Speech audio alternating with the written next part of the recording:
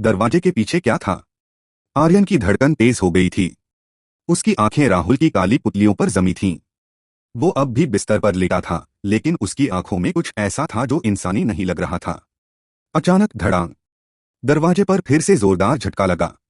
इस बार इतना तेज कि दरवाजे की लकड़ी टटकने लगी। आर्यन डर के मारे कांप उठा। राहुल की अजीब आवाज फिर से गूंजी, आर्यन, तुम बच नहीं सकते। आर्यन ने घबराकर कमरे में इधर उधर देखा। कहीं से भी निकलने का कोई रास्ता नहीं था।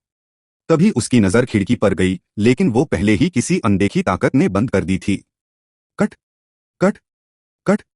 अचानक दरवाजे के बाहर से किसी के तेज नाखूनों से लकड़ी खुरचने की डरावनी आवाज आने लगी।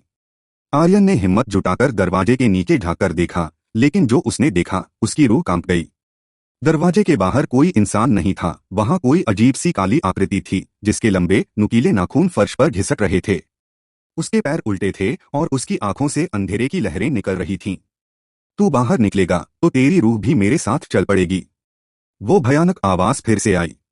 आर्यन का पूरा शरीर ठंडा पड़ गया। उसने जल्दी से दरवाजे के पास रखी एक लकड़ी उठाई और खुद को बचाने के लिए तैयार हो गया। लेकिन तभी राहुल अचानक बिस्तर से उठा। उसका सिर हल्का झुका हुआ था और उसकी आंखें अब भी काली थीं। अब दरवाजा खुलने ही वाला है, आर्यन। राहुल के होंठ हिले, लेकिन आवाज उसकी नहीं थी।